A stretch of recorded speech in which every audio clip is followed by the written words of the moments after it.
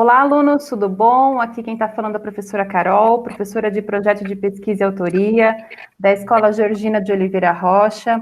Hoje nós estamos fazendo uma aula um pouquinho diferente, com alguns professores convidados, o professor Joéder e o professor Júnior, daqui a pouco também vai estar chegando aqui, e uma convidada, que é a professora Josiane Mendes Bezerra, que ela vai estar falando um pouquinho sobre a importância do projeto de pesquisa dentro da escola. Eu gostaria que o professor Jadir, diretor da nossa escola, Georgina, falasse um pouquinho sobre essa disciplina nova no estado do Mato Grosso do Sul. Tudo bom, Jadir? Tudo jóia, Carol, Joéder, Josiane.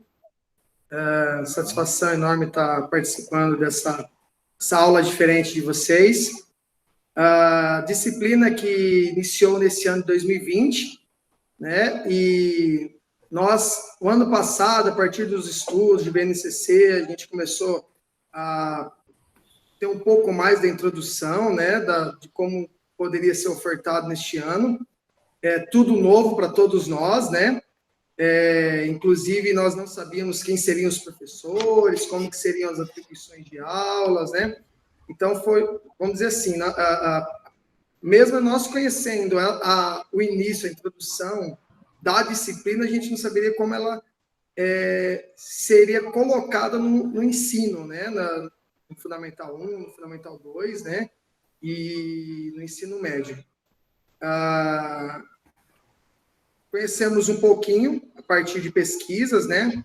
Carol, no início do ano, lá na Escola Georgina conosco, aquela correria, como que vai ser, como que vai funcionar, e devagarinho foi dando tudo certo, né? Foi fluindo, fomos pegos com a pandemia, né? Não deu para trabalhar presencialmente com os alunos, mas eu vejo o conteúdo aí disponibilizado pela professora Carol lá na Escola Georgina, muito bem elaborado, que vai trabalhar um pouco mais o socioemocional dos nossos discentes, né? Trabalhar um pouco mais esse lado afetivo.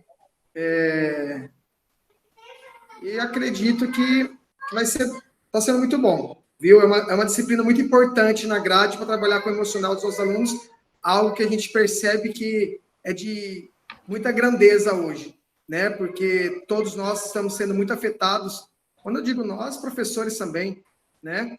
Por esse lado emocional. Certo? Obrigada, Jadir, pelas suas palavras. Um abraço. Gratidão. Agora você fica disponível se quiser continuar assistindo a nossa aula. Eu só vou fechar o vídeo, o microfone. Estou com a minha pequena aqui em casa, senão ela não vai dar sossego, mas vou tá escutando, tá?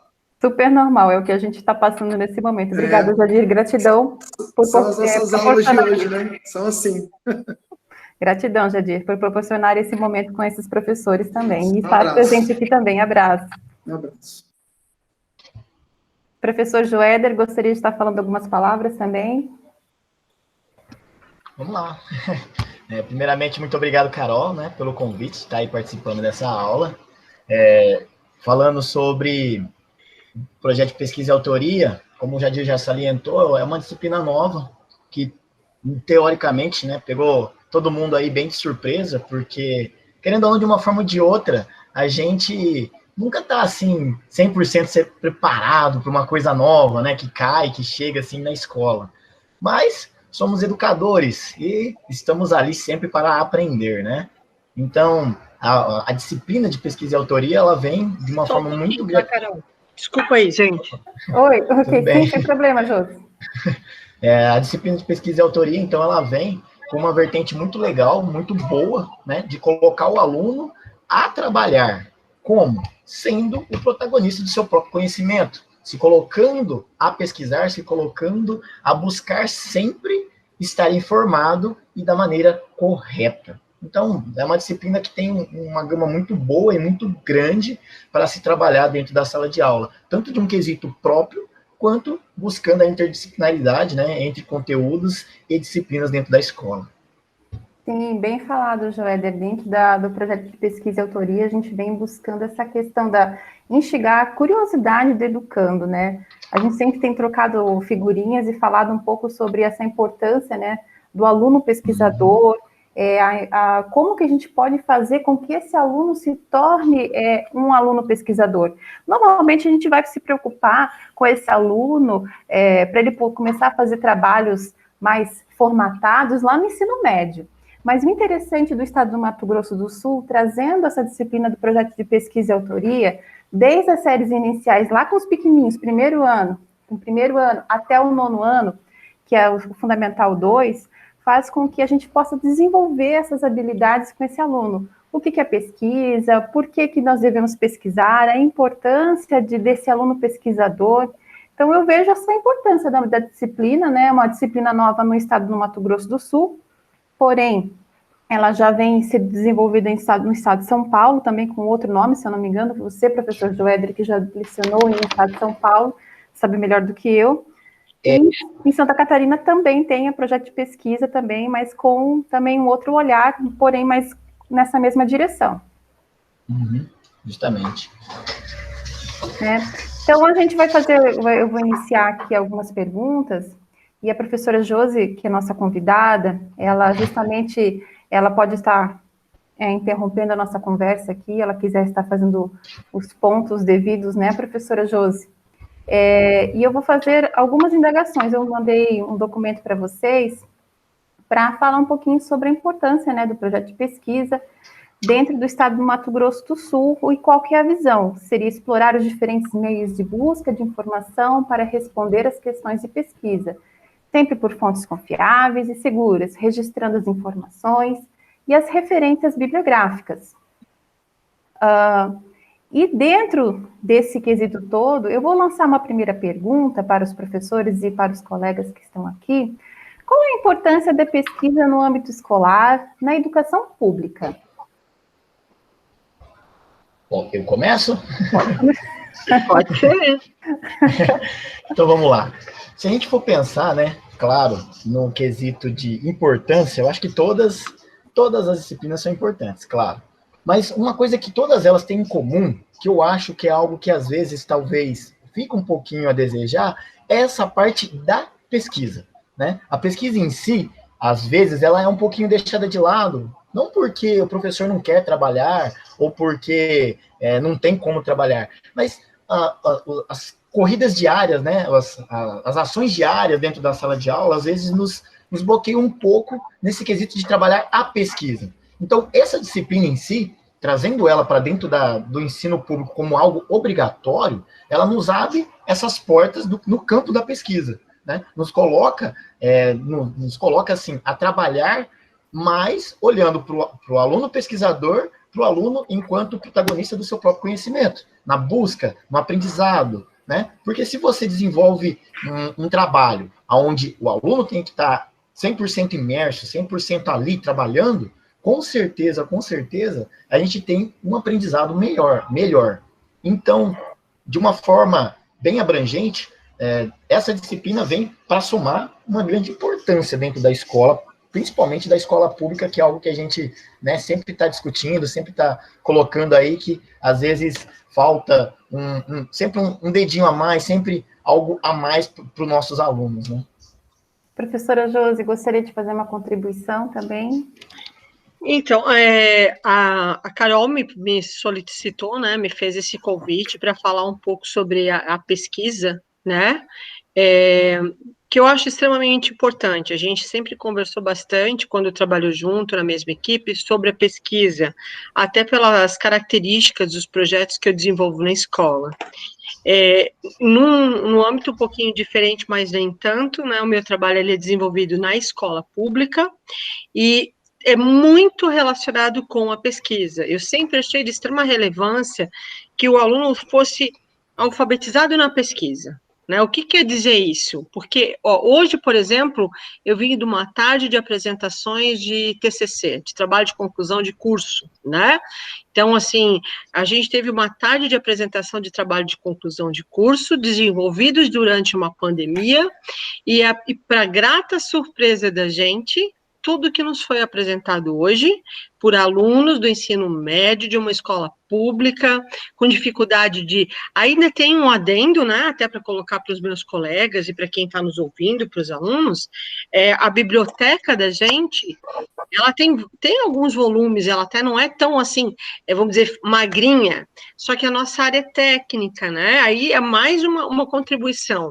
Nós somos do ensino médio, integrado ao técnico profissionalizante, né, na área de turismo e hospitalidade.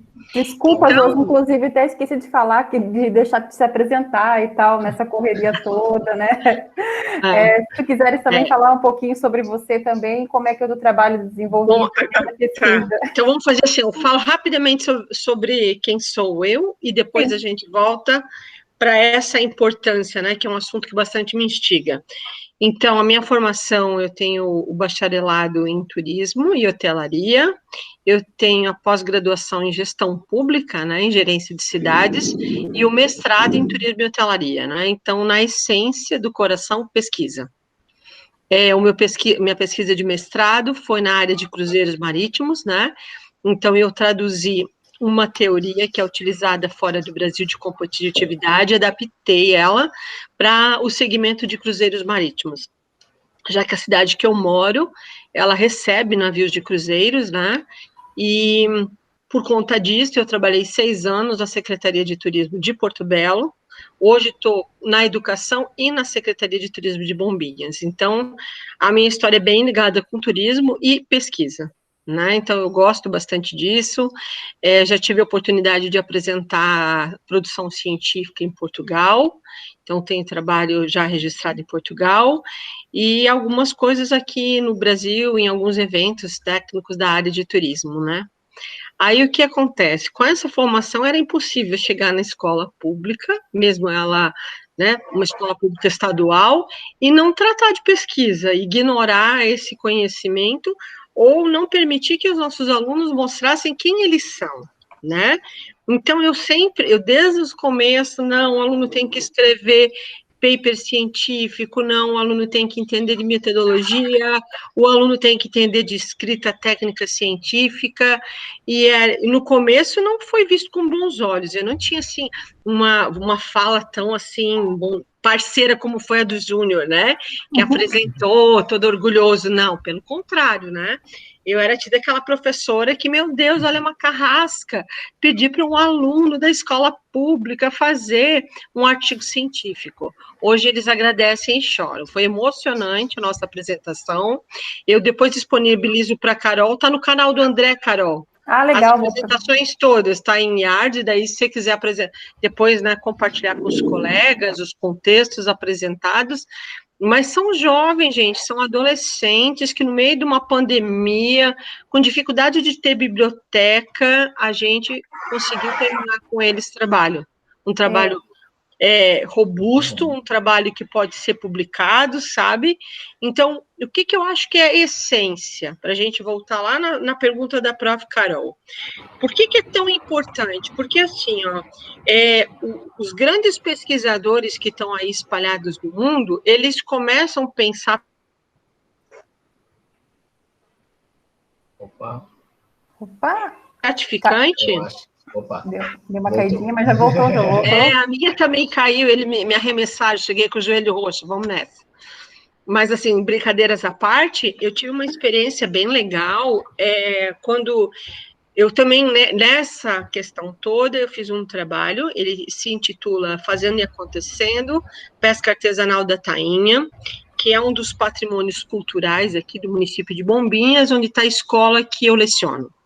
Aí, o que esse trabalho tinha na sua essência? Ele também está disponível na página do MEC, vocês podem ter acesso. Ele tinha várias etapas. Num primeiro momento, os alunos iam até esse patrimônio cultural e aprendiam com os pescadores o que era aquele patrimônio. No segundo momento, eles iam pegar esse conhecimento adquirido com o patrimônio, então, essa troca de ideias, e fazer a pesquisa científica para intercalar. Então, o que havia de publicação científica no tema pesca artesanal da tainha? Porque, por ser um patrimônio, já tinha esse caminho, né? E aí, Por fim, eles apresentavam no modo de cartaz científico, em A1, o cartaz contendo essa mistura de histórias. Aquilo que o pescador contou somado à ciência. E aí eles compunham em estilo esses banners científicos que a gente apresenta em eventos científicos. Né? Então, assim, aí com esse trabalho, eu ganhei o Professor do Brasil no ano de 2017, onde eu tive uma oportunidade de ir até a Irlanda, pelo modelo educacional irlandês, visitar várias instituições de ensino na Irlanda, desde bem pequenos, como é o case que a professora Carol e o professor Júnior colocou da pesquisa, né, da disciplina, até o ensino médio. Então, ali a gente consegue fazer um contraponto entre a nossa experiência e o que o mundo está fazendo. Às vezes, a gente até tem uma síndrome que a gente fala, ai, mas nós, o Brasil, mas a gente não está preparado o suficiente. O que é um ledo engano, a gente sempre está. Porque o brasileiro, ele tem muita garra. E quando você põe essa proposta para as crianças, não importa se ele é pequenininho, porque eu tenho uma experiência bem legal, que apesar de hoje eu não estar no ensino fundamental, eles vão e participam das apresentações dos meus projetos, né? São alguns projetos grandes, então o que acontece? Ai, prof, eu quero ser seu aluno. Então, é a maior prova que ele entende a importância, que se ele é instigado, ele se envolve. Às vezes, cabe a nós uma reflexão maior, às vezes trabalhar com nossos pares, para poder fazer uma construção ciência e conteúdo. Porque eles não estão separados, eles não estão divorciados, eles estão casadinhos. Só que trabalhar diversidade e singularidade, respeitando sempre isso. Né? Não precisa estar longe uma coisa da outra. A gente tem conversado bastante sobre isso, tanto eu, o Joéder, o Júnior, que são duas coisas que tem que se ligar. Parece que estão separados, né? E a gente fala assim, não, né? Não, porque assim, aquela criança, aquele jovem que ele é instigado, ele vai tomando propriedade das suas habilidades e ele vai se sentindo capaz. Então, quanto mais ele vai crescendo nesse conhecimento, mais capaz ele se sente, mais fortalecido. Hoje a gente teve a apresentação, não sei se tu lembras, Carolzinha, acho que vai lembrar com certeza, da Liza, que era um poço de timidez. Gente, para a menina falar assim, o nome dela, para quando a gente estava conhecendo lá no primeiro ano, era a coisa mais difícil você escutar a voz da menina. Hoje ela apresentou o trabalho dela de conclusão de curso com propriedade. Justamente, né, Josi, porque isso é trabalhado, né? Isso é trabalhado ao longo do ano com os alunos durante as séries, né? Isso é um trabalho por etapas. Eu falo que é trabalho de formiguinha, né? Trabalhos integrados, trabalho onde a gente soma com os nossos pares. Por exemplo, um grande parceiro dos meus trabalhos, aí você pode falar, mas a professora de turismo, ela é de área técnica, então como é que vai fazer trabalho em parceria? Fazia com a professora Carol, parceria na história, fazia com o professor Dagoberto Cipriano Filho, que também tem um canal no YouTube de matemática, e ele é de matemática. Então, as parcerias, às vezes, elas nos parecem distantes, mas é distante enquanto a gente tem aquele pré-conceito. Tira o pré e faz conceito, que funciona. Né? É isso que eu já tinha comentado com o Joé. A questão de trabalhar a interdisciplinaridade, né? É tão difícil a gente ver isso, mas é fácil. É difícil, mas é fácil. Mas tem que ter visão. Não, e na verdade também, o que eu vejo, na minha opinião, os professores também têm que acreditar nos seus alunos. Eu vi o que você acabou de fazer uma explanação aí sobre tainhas, né? O professor tem que acreditar no aluno, tem que conhecer o aluno que tá em suas mãos. Não adianta também você pegar uma turma específica que, vamos supor, é do Cerrado, e você for falar da Mata Atlântica, um exemplo eu estou dando, tá? Sim, claro. É meio grosseiro. Eles não vão entender. Então, você tem que partir dos princípios deles, do conhecimento que ele tem. Porque todos os professores, principalmente na área da alfabetização, esquece que o aluno já vem com conhecimento de casa. Ele tem um conhecimento, só que não é um conhecimento sistematizado. né? Exato. E na escola a parte é sistematizada, né? Então, a gente, primeiro, acreditar no aluno, acreditar que ele consegue fazer, né? Uhum. E aí também professores que se habilitam, que estudam cada vez mais para poder cuidar desses alunos, para poder dar uma aula legal, uma aula interessante para eles. Porque também a gente fala, tem que fazer aulas dinamizadas e tal, mas acontece as aulas dinamizadas, no meu ponto de vista, se o professor ele se instruir cada vez mais, ele se estudar, porque também tem profissionais que param no tempo, e aí não consegue acompanhar o tempo. As crianças não param no tempo, eu estou falando da minha área, ela não para no tempo. Pega uma criança e que ela dá 10-0 em mim no celular, por exemplo, né? Então tem que ser respeitado. Em todos nós, né? Em todos nós, diga-se de passagem. Eu disse para você sobre as diversidades e as singularidades, que é um tema que eu trabalho, né, na faculdade, mas tem que ser respeitado isso para ter sucesso. O sucesso não é nota 10. Sucesso é aquele aluno que... Eu não gosto do negócio de nota, mas para vocês entenderem o meu ponto de vista.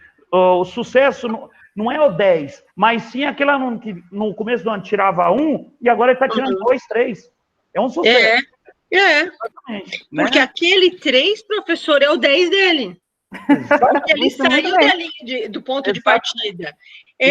Eu acho que assim, quer ver, uma das questões que eu acho bem interessante nesse Prêmio Professores do Brasil é que, por exemplo, os projetos que são aprovados, aqueles que você pode pegar a essência dele e adequar aquela ideia à tua realidade. Tá? Porque, é claro, por exemplo, na região do Mato Grosso do Sul, apesar de estar em Santa Catarina, minha família mora no Mato Grosso do Sul.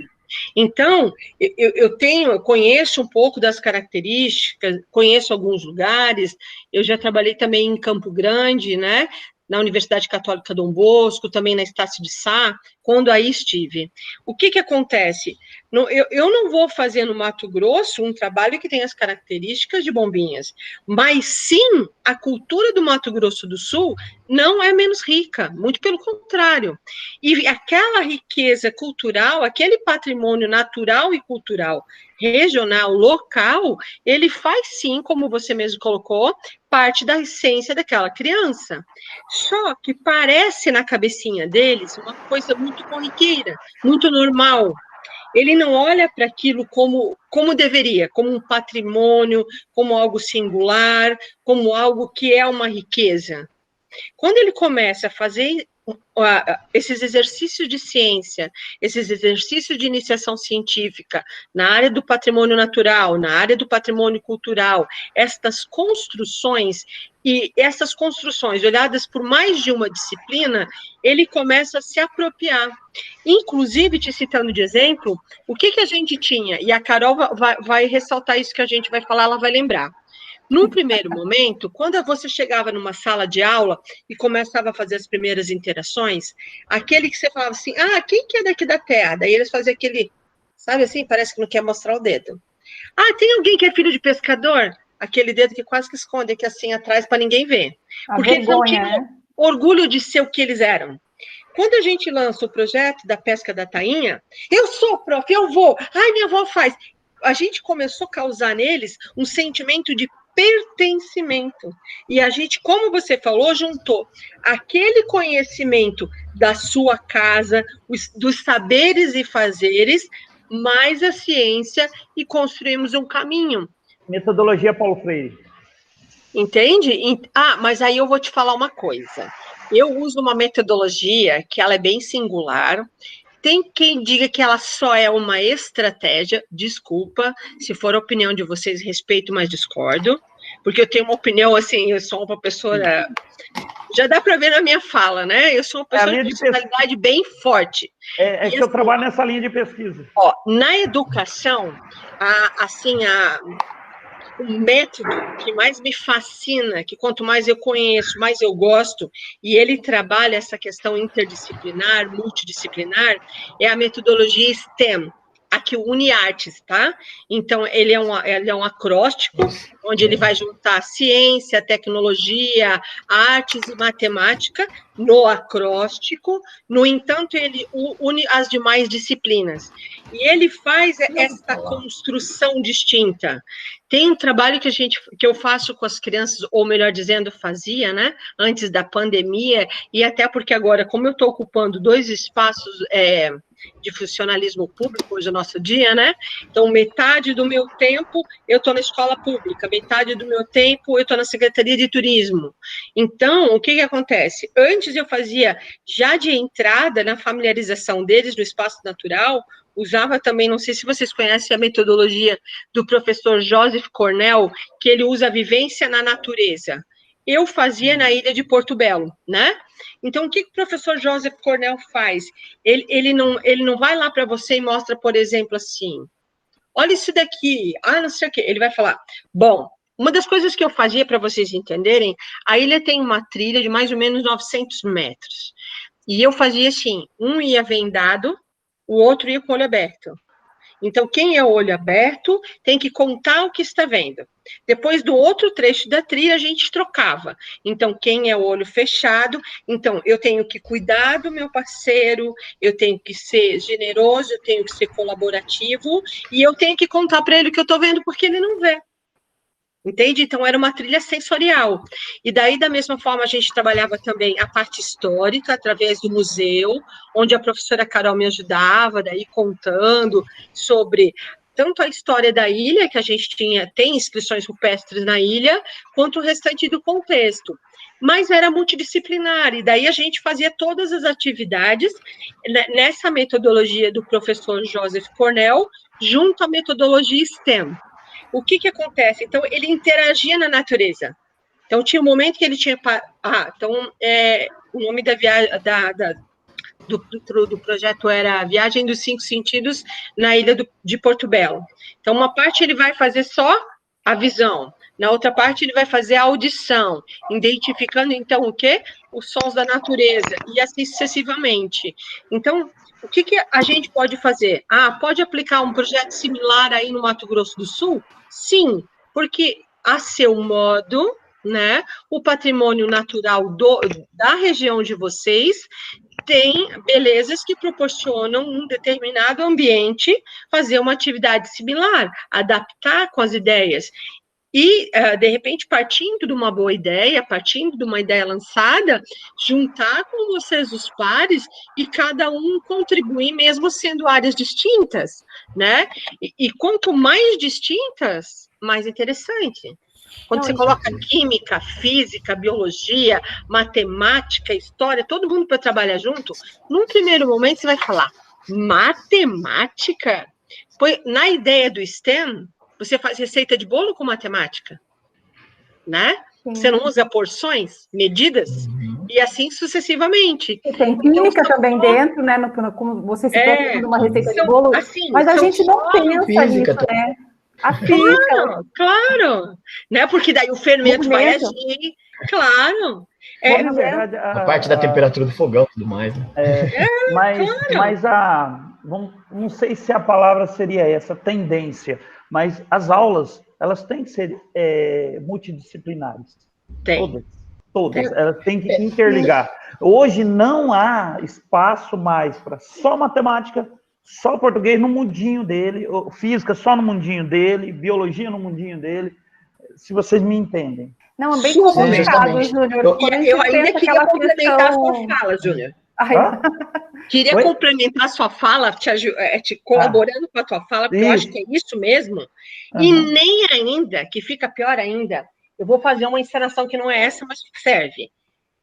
Esse aqui é o livrinho didático, então agora, aluninho querido, você copia tudo que a professora que está escrito aqui e me entrega daqui 10 minutos. Isso não é aprendizado, isso não faz eles criarem. Aí, quando a gente fala assim, vamos colocar as habilidades da BNCC na prática, se eu continuar usando esses livrinhos de decoreba, se eu não fizer a multidisciplinaridade que você acabou de falar, o que eu vou criar de aluno aí? Eles não vão gostar da escola mesmo. Mas, na verdade... Mas os nossos estavam chorando de saudade. Josiane, mas é o que eu digo também, que o que acontece de alguns professores que fica engessado no planejamento virtual. E no livro. E no livro entendeu? Também. Eu vejo o planejamento, ele é um norte. Claro. Não é que você tem que fazer exatamente aquilo, nem tanto que você não sabe se o seu planejamento vai dar certo, vai dar certo na aula. Você não sabe. Você faz uma tendência. Mas ali você tem que ter a liberdade e você tem que ter a coragem de mudar quando precisar. Exato. Mas e até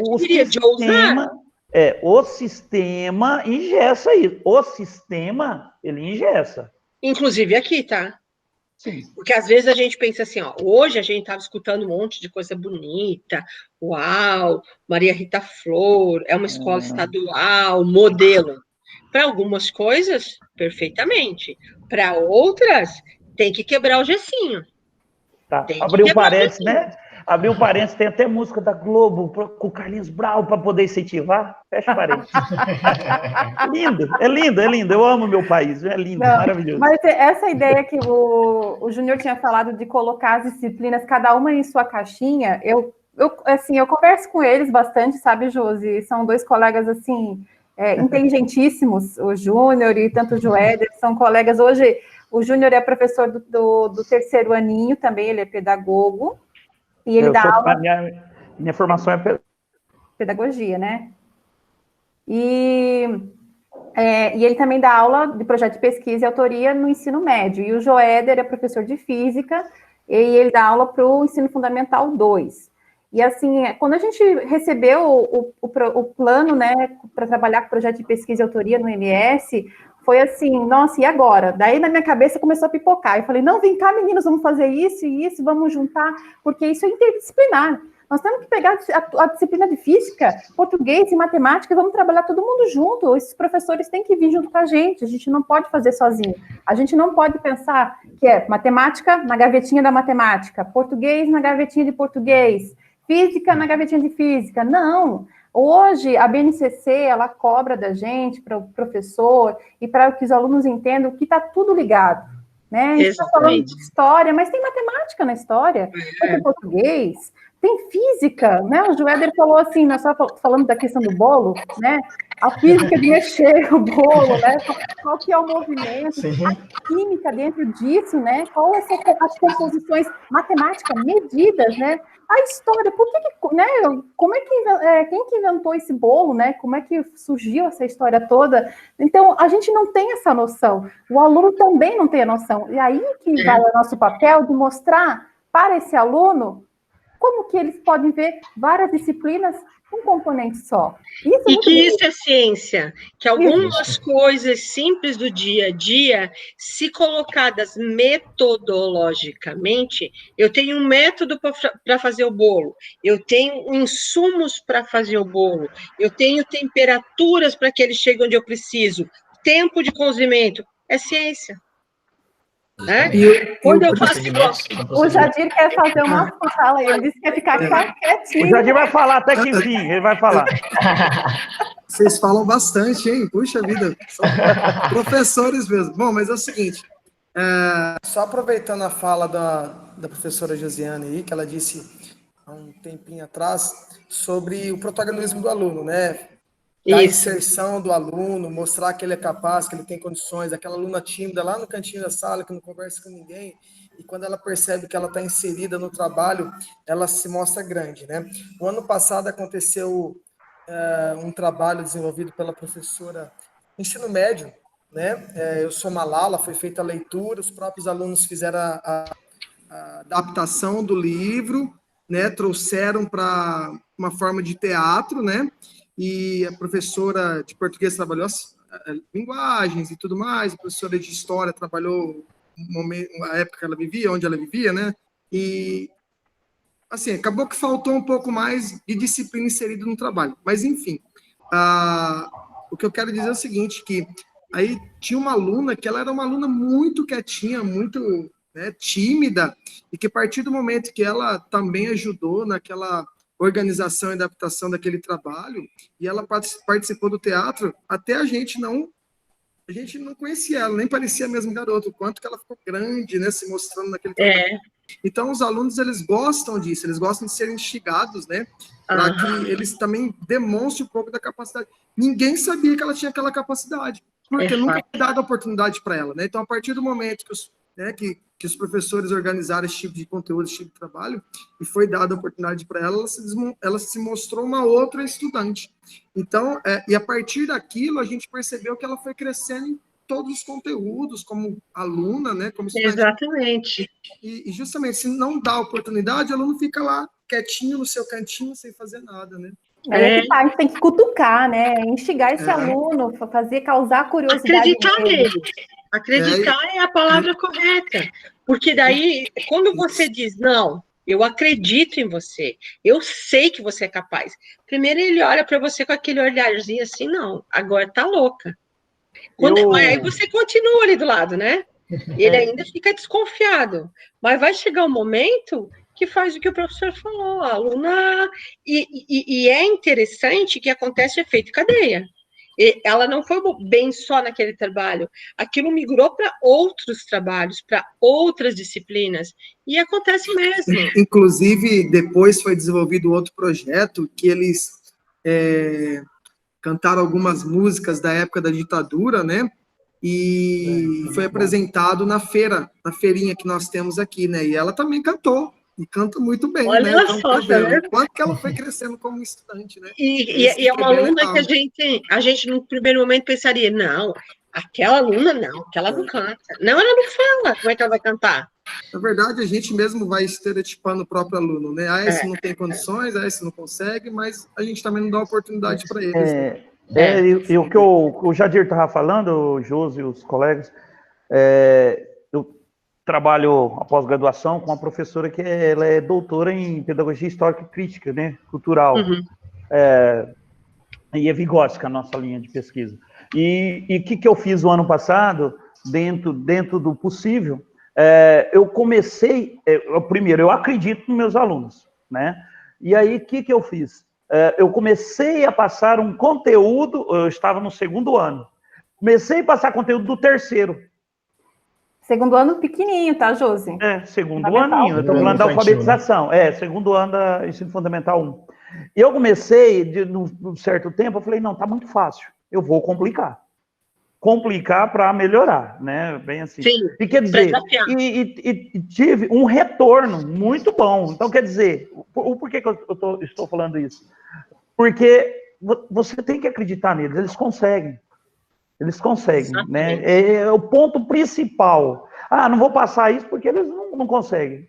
Você não sabe. Agora não sabe, mas vai aprender. Abre um leque, né? Tem uma visão de mundo maior. Né? Eu posso... Eu sei que a conversa está boa. Queria pular para a próxima pergunta. Verdade. Nós temos mais duas. O Jéder falou assim, nossa, olha o tempo aqui. Eu falei que ia ser 20 minutos para não ocupar o tempo de vocês e tal, tranquilo, né? A conversa tá boa, tá rendendo. Só que assim, né, quando tem professores assim geniais, excelentes, quando se reúne, o negócio fica muito bom sempre, né? Eu gosto de conversar bastante e o papo fica bom. Vou lançar a próxima pergunta e vamos lá. Eu acho que a gente acabou...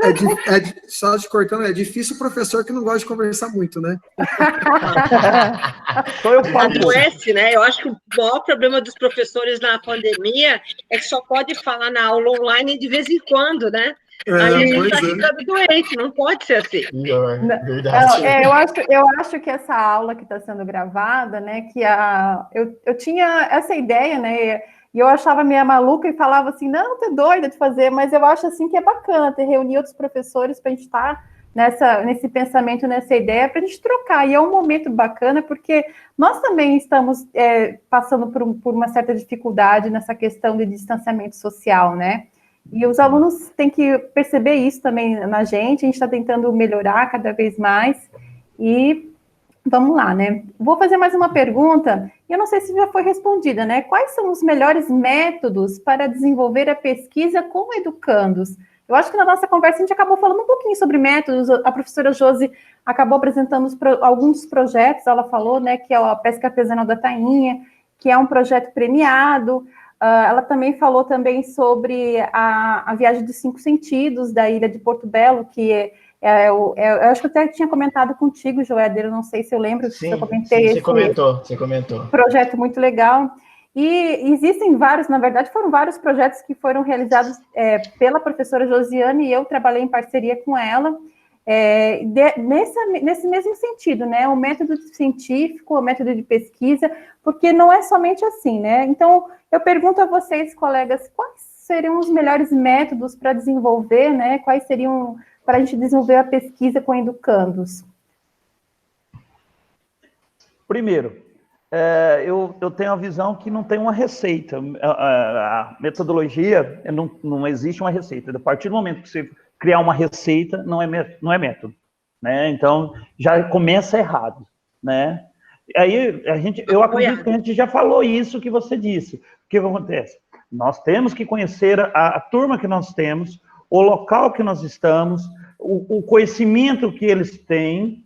Primeira coisa é a pesquisa de campo, seria? Não é... Vamos supor pesquisa de campo dentro da sala de aula. Primeiro, você tem que conhecer o que você tem em mãos, para depois você exercer todo o seu trabalho. Se você já chegar com uma receita, eu vou aplicar isso aqui. Quem de nós aqui que já não preparou uma aula, chegou lá, desculpa o palavreado, foi uma P. Aí talvez você fez um outro método, foi bom. Então, quer dizer, não existe uma receita. Vamos partir desse princípio. Não existe. E você tem que conhecer, né? Todos. Senão você não consegue. Justamente o que você está falando, Júnior, entra no que a professora Josiane falou, né? Ela tem a forma dela de trabalhar, né? Ela desenvolveu uma forma de trabalhar, uma metodologia dela de trabalho. Mas muda. Mas não necessariamente é algo engessado, né? Exatamente. Não necessariamente é um padrão. Você seguir uma forma única de trabalho, como você está trazendo aí, tipo, uma vez que você ingesta uma coisa e chega e aplica, já deixa de ser método, já não é mais método, né? É uma forma já sistematizada. Né? Todos nós temos as nossas vertentes, as nossas concepções de ensino. Você comentou que você segue a linha freiriana. Eu também prefiro seguir a linha freiriana de trabalho. Mas cada um tem a sua essência de trabalho. Entendeu? Mas você tem que ser, entre aspas, maleável com essa linha de pesquisa sua também. Sim. Porque se eu pegar e colocar... Essa forma de trabalhar, essa forma que a gente tem, que a gente constrói como educador, ela nos molda a nossa maneira de pensar. Mas, principalmente, toda vez que a gente fala, né, nessa forma de trabalho, né, criar uma forma de trabalho, na sua maioria ela é crítica. Então, se é uma forma crítica, a gente está aberto a coisas novas. Exatamente. Entendeu? A gente não fica engessado. Né? A gente está ali. Olha, eu tenho minhas concepções de metodologia de trabalho, mas, ao mesmo tempo, eu também estou aberto a coisas novas, a trabalhos novos, a formas de trabalhos novos. Assim como a professora Josiane trouxe, né, a forma do Stein e do Cornell, né, que é a forma dela de trabalho. Né? Mas isso não quer dizer que ela não pode olhar para nós, assim, que seguimos a linha freiriana de trabalho, e trazer alguma coisa dessa linha nossa para poder ser colocada na dela. Exato, multidisciplinar. Isso, entendeu? A metodologia também é multidisciplinar, né? As teorias são muitas de ensino, então não quer dizer que a gente tem que trabalhar com uma única, não é só uma que vai dar certo. Você começa num ponto, né? Eu sempre comento assim, né? Vocês sabem, né? Que quando eu estou precisando de alguma coisa que eu acho assim, a minha metodologia é conversar com as pessoas e a gente tentar entender, né? Então eu acabo sendo multidisciplinar sem eu querer saber, né? Eu preciso estar com pessoas, com outros professores.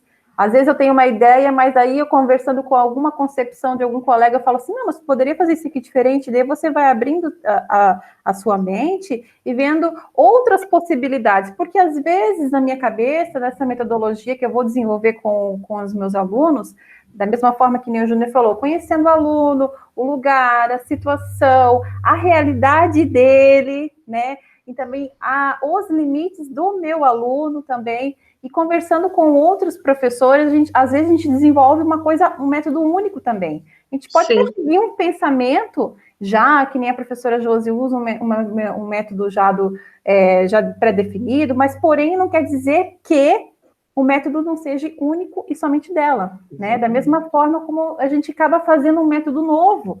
E aquele, que nem falou, não tem receita. Eu achei o máximo que você falou, Júnior. Não existe receita para esse método, né? Assim, contribuindo com a fala de vocês, a gente tem que imaginar, como a gente estava falando lá no começo, que a gente tem público-alvo diferente. Às vezes, na mesma escola, um dá aula numa primeira série, outro na outra, e são totalmente distintos.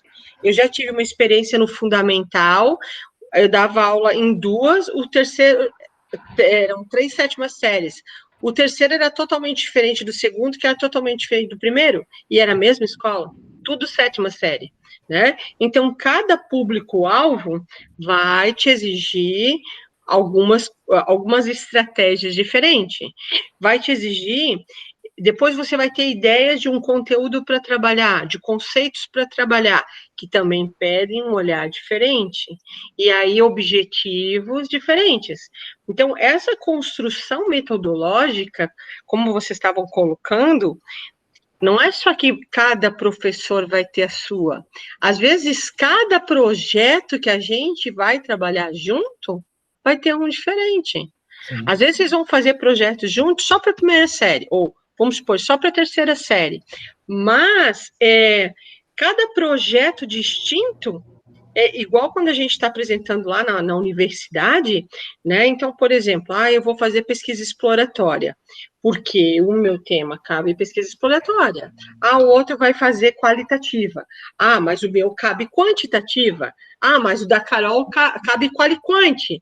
Então, cada ciência que vai ser produzida, cada contexto científico, ele vai ter características distintas. Quer ver uma questão que a gente faz sempre, só não diz que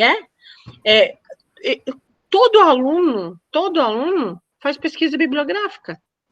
Só que a gente não diz para ele que você vai para casa, olha lá naquele livro, não sei o que, vai para a biblioteca, pega tal livro, tal livro. O que ele está fazendo? Pesquisa bibliográfica é um método, sim, né? Aí a gente manda eles, daqui a pouco começa a fazer gráficozinho. Você só não diz que aquilo é pesquisa quantitativa, que vai trabalhar a porcentagem matemática, que vai chegar a resultados. Então, às vezes, o que a gente não coloca para ele aprender desde pequenininho, que eu considero extremamente importante, é que o método, ele vem trabalhando com o método a vida dele inteira. Ele só não entende que aquilo é o método. E daí, por exemplo, a gente vai colocar outra matéria aí no jogo, porque daí essa nem sempre nos ajuda. Hoje, na nossa escola, no ensino médio, não é nossa parceira, tá? No ensino médio, técnico, ensino profissional, né? O português. Mas, Josi, o português é igual. Não é. E eu não posso ser aquela professora de português que a única coisa que sabe fazer é trabalhar a obra literária. Porque o meu aluno, ele tem que saber a obra literária? Uau, tem. Ele tem que saber a escrita, uma escrita boa? Tem. Porque isso daí ele vai fazer uma redação para o vestibular. E ele tem que saber a escrita profissional. E ele tem que saber a escrita científica. Que tem diferença, né, Josi? Currículo, né? Então, e assim, com o perdão da palavra, eu estou colocando o meu exemplo, não conheço a realidade de vocês, a nossa madame, ela se concentra a ficar fazendo idiotice picuinha. A gente está sem tempo, a gente está no meio de uma pandemia, caramba. Então, você pega e foca. E daí, se você tem um aluno que está mais sensível, né? E é justo, eles são crianças e estão passando por uma pandemia. Se é difícil para nós, não é fácil para eles. Vamos partir do básico, né? Daí, em vez de a pessoa envolver aqueles alunos que estão mais sensíveis, tu tem que tomar cuidado, senão ela faz arremesso de ferradura nas crianças. Sabe? Tenha santa paciência. Então, além de não entender o contexto do que de verdade é a língua portuguesa, porque quando o contexto da língua portuguesa é bem trabalhado, gente, ele facilita até o aprendizado da segunda e da terceira língua, que é tão difícil para alguns de nós brasileiros, porque a gente é mal alfabetizado, que é fato. Olha, quem vai saber responder melhor isso ainda é o professor Jadir, ele é da área ele é professor de língua portuguesa. Ele vai me arremessar um tamanco de madeira na cabeça, mas ele sabe que é verdade. Sim, é verdade que eu estou falando. Ele é da área da linguagem. Então, assim, a gente viveu isso agora, porque tu tinha que sentar do lado olha, eu venho de um processo de acordar às 5 horas da manhã e não ter hora para dormir, porque aí é o teu telefone vibrando, porque daí ele quer que você lê o relatório, daí ele quer que você lê o relatório de estágio, daí ele quer que você lê a produção científica, porque aquela abençoadinha de Deus, companheira do Jadir, né? Graças a Deus não é, porque ele não pensa assim, né? Só pela fala dele a gente já vê que ele é um profissional que está realmente envolvido com a educação, que não é o caso daquela jovem, não é jovem, né? É uma jovem senhora, mas ela não interage com eles, entende? Em vez de interagir, de mostrar a riqueza que é a língua portuguesa, que é a linguagem, a importância disso, fazer eles se apaixonarem, não. Mas aí E aí a gente precisa dessa união, né? A gente não dá para perder. O Júnior falou, né? Desse professor que quer inovar, né? Nós precisamos estar inovando, porque, na verdade, a gente está trabalhando com pesquisa, justamente a nossa disciplina, né? É pesquisa e autoria, né? Olha o nome, né? É inovar, porque nós, professores, a gente não para de pesquisar, a gente vive pesquisando, né? Estuda uma vida inteira, né? Eu tinha uma professora na faculdade que ela falava justamente isso, que o professor, eles têm que estar em constante construção. Constante. Exato. Porque um profissional que não faz isso, né, que não se constrói, ele acaba virando papagaio de pirata, porque ele repete as mesmas coisas. Exato. E aí não tem profundidade, né? Ele repete aquelas falazinhas prontas e não tem profundidade, né? E não traz essência, porque você veja, a linguagem, ela tem tantos instrumentos, né, de comunicação, ela é tão essencial para a gente, ela teria que estar inserida em todos os projetos. Aí, né, vocês têm um parceiro, que nem o professor Jandir, que está aqui do lado, nos ouvindo, incentivando uma conversa como essa, e às vezes a gente perde um que está ali dentro de um negócio que já está funcionando pronto e bom, né? E daí, mas também, por sorte, na mesma escola, nós temos uma outra profissional da mesma área, que é a professora Laiana, que é excepcional. Imagina, a gente faz aula complementar de concurso com ela, os professores. Aí tu vê como que eu estou falando é tão importante.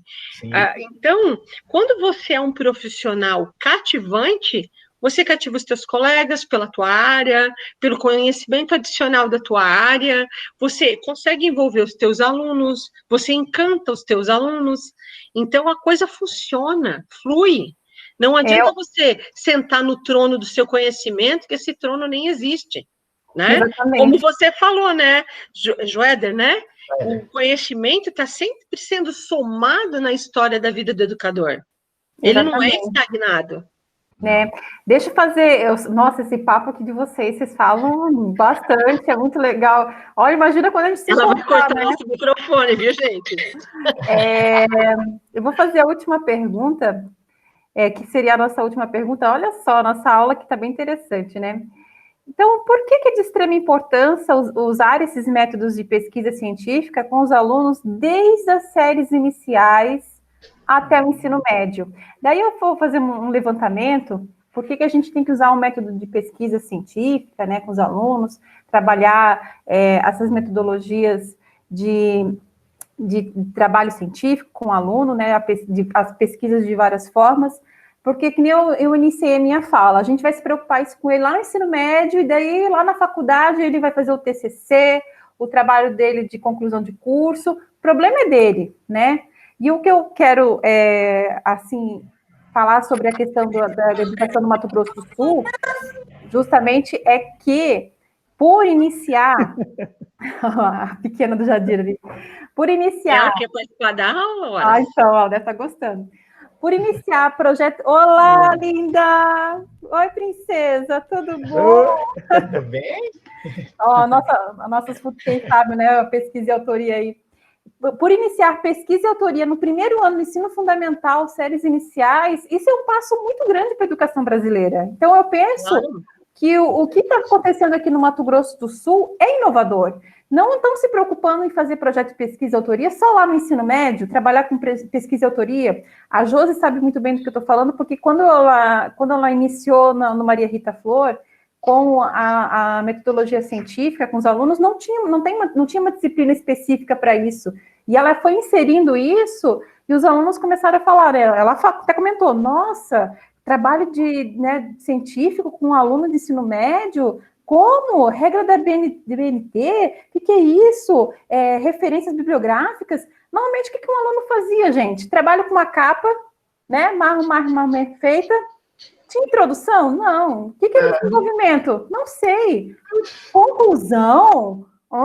Referências e considerações finais. Considerações finais.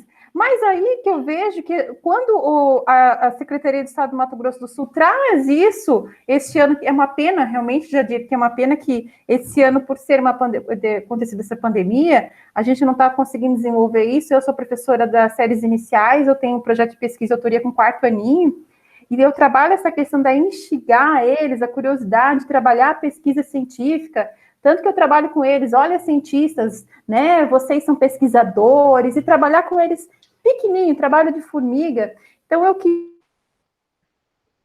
Travou. as séries iniciais até a missão. Travou.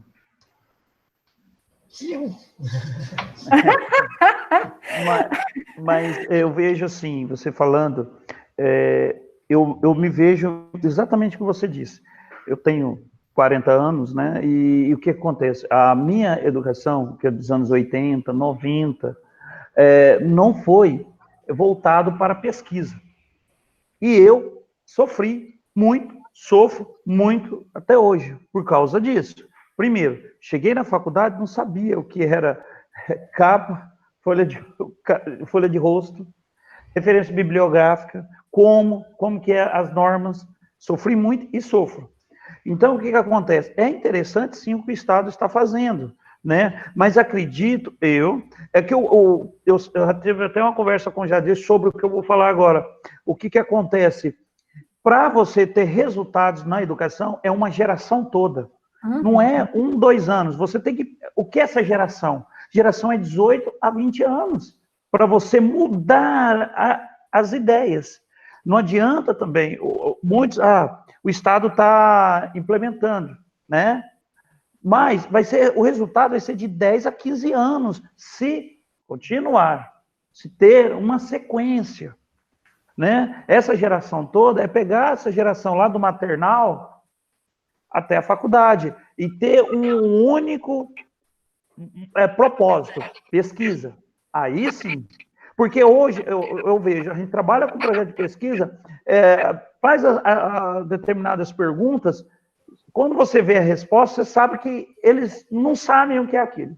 Não sabem o que é pesquisar. Verdade. Não sabem ler. Eu tive um professor na faculdade, doutor em filosofia, ele num determinado palestra, ele falou assim, parece os professores, ele disse: quem aqui de vocês que lê pelo menos 2 livros ao ano? Ficou cri. Por quê? Comece. Nós, professores, também. Porque a gente não tem esse hábito de leitura, né? Então, a educação está mudando? Mudando pouco, mas está mudando. Eu sou meio positivo mesmo, com tantas políticas, né? Mas estou positivo, estou positivo. Só para concluir, para aproveitar o gancho aí da pergunta e tudo mais, né, que a Carol também deixou claro, em relação a esse ano, que a grade curricular do Estado do Mato Grosso do Sul sofreu uma mudança, e uma mudança positiva, quando ela inseriu o projeto de vida juntamente com a pesquisa e a autoria, né? A partir como ela disse, do primeiro ano do ensino fundamental, nós não temos lá, nós temos a partir do 3º, mas enfim, né? É justamente para mostrar para o aluno a importância da pesquisa, o que é fazer essa pesquisa, desde o comecinho para quando ele chegar no ensino médio, ele chegar a um aporte bem maior, bem mais considerável, né? Realmente, não adianta chegar e colocar pesquisa no ensino médio. Então, como vai desde o seu início, né, a gente percebe que, com isso, a ideia é melhorar e formar aquele aluno pesquisador, né? De opinião, né? Formar um aluno de opinião. Tem um trem passando aí perto, Júnior? Oi? Tem um trem passando aí perto? Tá, é porque passa aqui no fundo, aqui, é verdade. Aproveitando o gancho do Jadir, né? É isso que a gente vem falando, né?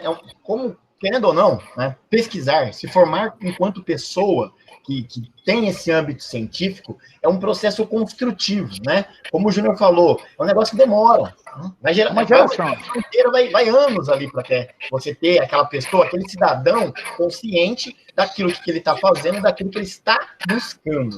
Né? Então, querendo ou não, é um negócio que demora, é um negócio processual, é um negócio que vai tempos e tempos, né? É um processo construtivo. Foi que eu falei, o trabalho de formiguinha, né? Sim, um exemplo que eu dou é quando nós formarmos pessoas que pensam, né? Que pensam não, como que fugiu a palavra? Críticas, né? Uma pessoa crítica não vai acreditar em certas notícias. A gente teve um exemplo claro, não estou falando aqui de partido A, B, C, mas eu digo assim, no nosso país, há alguns anos atrás, teve uma enxurrada de informações que, na verdade, não era verdade. Né? Se nós fôssemos pesquisadores, a sociedade fosse pesquisadores, poderia ser enganado? Poderia. Seria muito mais difícil. Você pega uma informação e você vai atrás daquela notícia para ver se é real, né? Sem averiguar se é verdade ou não, né? O pesquisador olha a fonte. Então, exatamente. De 3 anos para cá, eu vejo que o país não é pesquisador. Por causa dessas, se deixa levar. Até hoje a gente olha nas redes sociais, não estou dizendo que sou melhor ou pior do que alguém, não é isso, mas quando você lê, um mínimo, uma linha, você percebe que ali está distorcida a informação. Então, precisamos de pessoas críticas, pesquisadoras. Às vezes até numa fonte, Júnior, numa fonte científica, tu está olhando lá o contexto de um autor, tu fala assim, não, mas o texto desse cara é raso. Exatamente. Né? Agora, se você não tem conteúdo, se o teu conhecimento sobre as coisas e o mundo é raso, né? Então você não vai olhar a fonte. Você vai acreditar então, tudo que te mandarem, você aceita. Exatamente, você vai acreditar numa madeira, enfim. Então, entendeu? Né? Não, agora a gente, se comer 15 sementes de jaca, você vai sarar do Covid. Pronto. Exatamente. Você vai lá e compra 2 jacas, que é para comer um monte de semente. Eu sempre falo que assim, eu sou da história, né? A Josi sabe disso, a gente sempre comentava a questão assim, a fonte primária, né? Essa fonte aqui confiável. O brasileiro, tanto que o Júnior fez esse levantamento, né?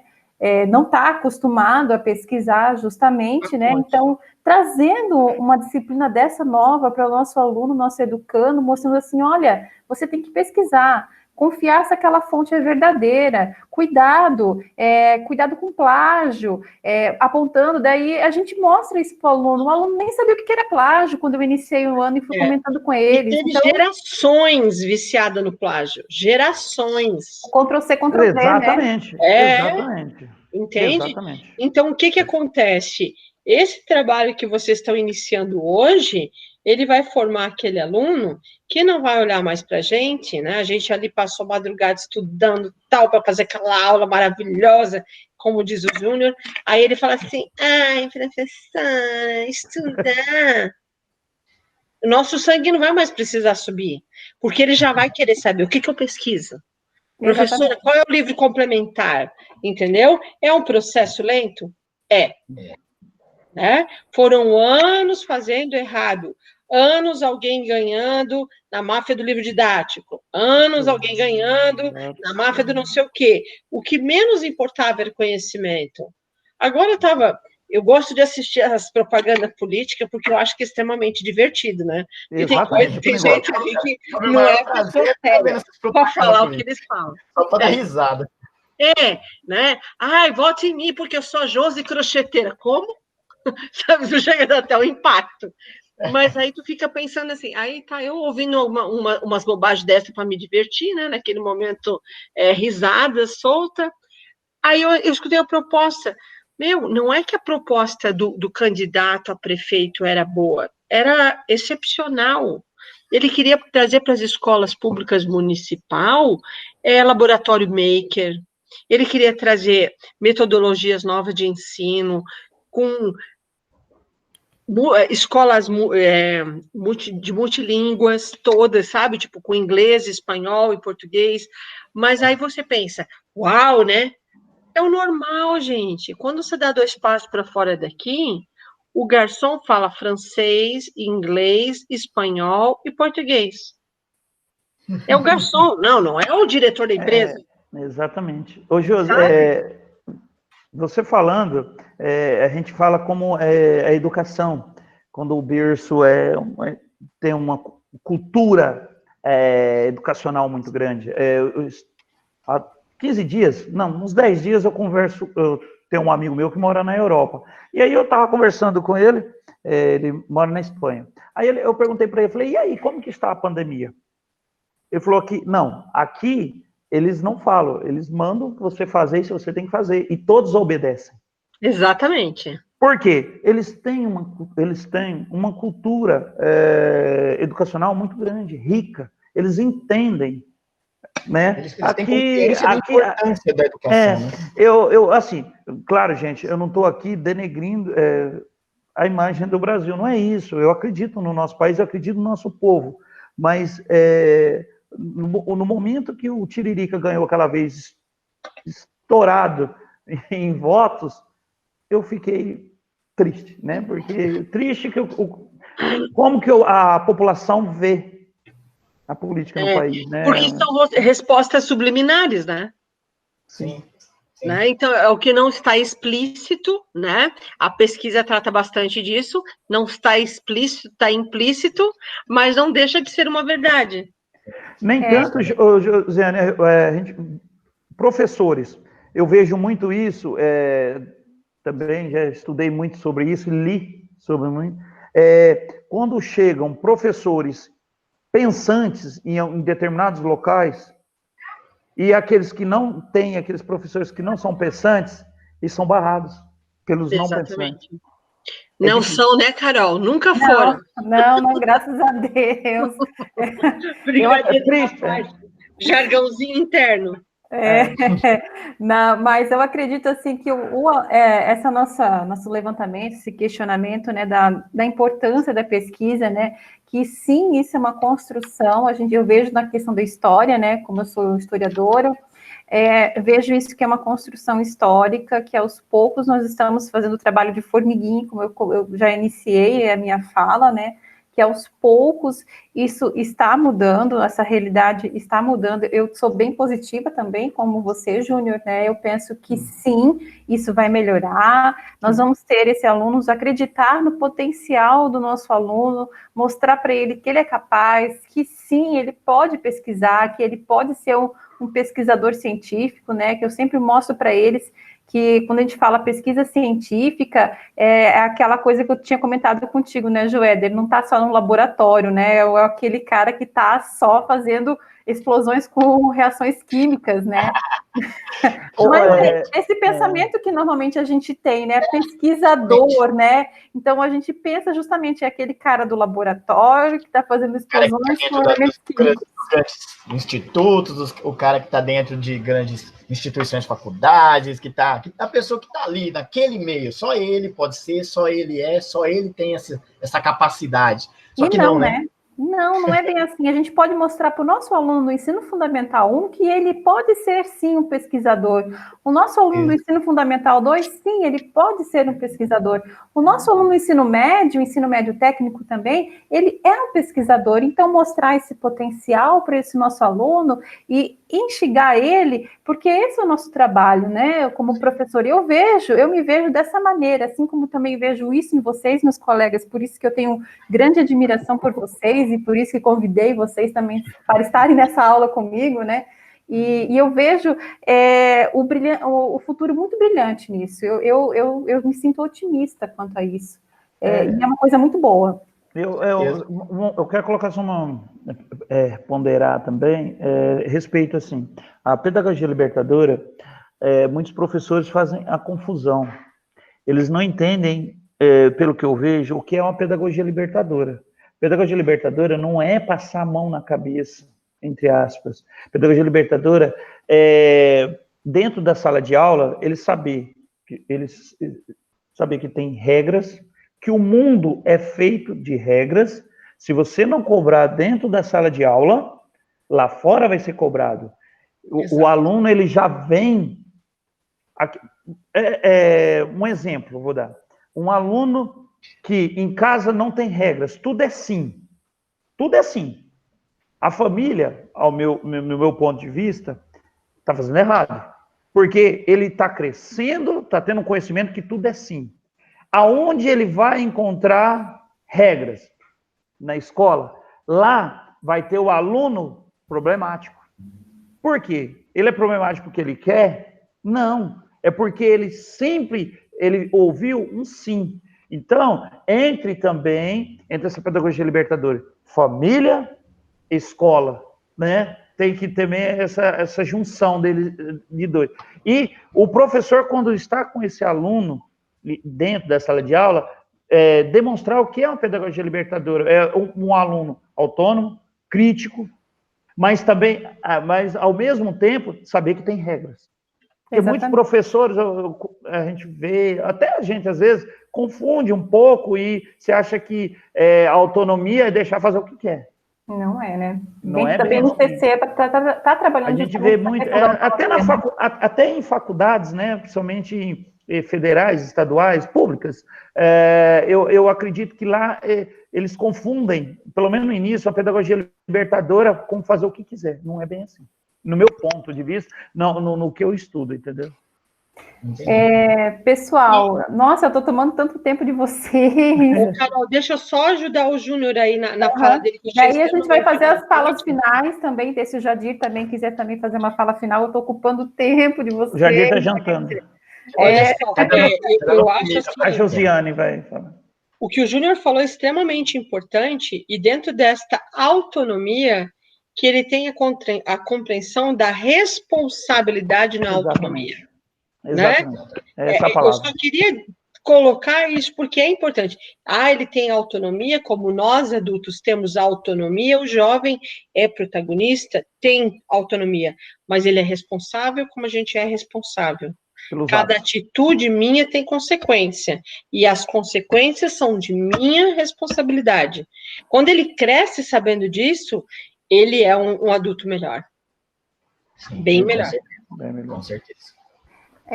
Vamos finalizar nosso papo, tá muito bom. Nossa, não sabia que ia render tanta conversa, gente. O Jadir está jantando, você pode ter certeza. Ele apareceu. Jantando ali.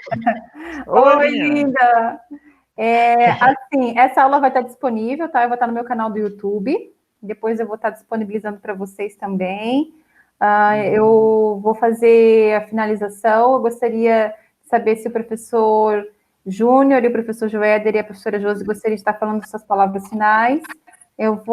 Daí o Jadir pode finalizar, assim, né, com as palavras também, contribuindo com essa nossa aula de projeto de pesquisa e autoria. Agradeço desde já. Eu que agradeço aí o convite, Carol, a organização aí, professor Joéder, professor Júnior, professora Josiane, né, que enriqueceu muito aí o bate-papo dos três professores. Satisfação enorme, né, vê-los praticamente, né, uma das primeiras vezes que eu estou vendo vocês aí, né, porque nesse momento de pandemia, foi uma conversa muito boa, muito enriquecedora, tá? Um abraço a todos. Obrigada, Jadir. Obrigada. Professor Júnior. Tá. Não, então, eu quero agradecer, né, eu adoro um bate-papo, e um bate-papo científico, né, bem interessante.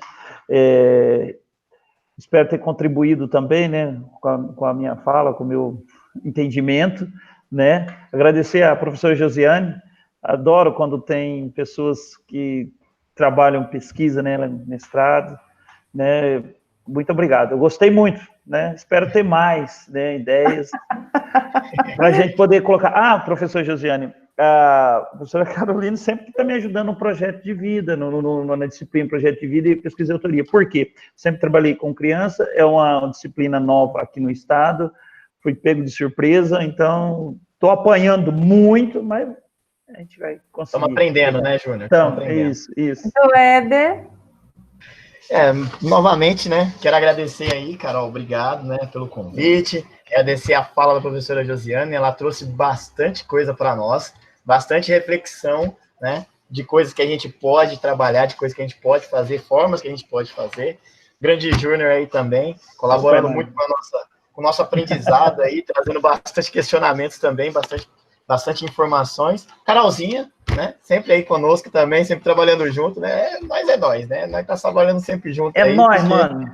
Porque sabe como é que é, né? Um precisa do outro e um ajuda o outro e a vida toca assim, né? Então, pessoal, obrigado, valeu mesmo pelo bate-papo. Para mim foi muito bom, muito enriquecedor.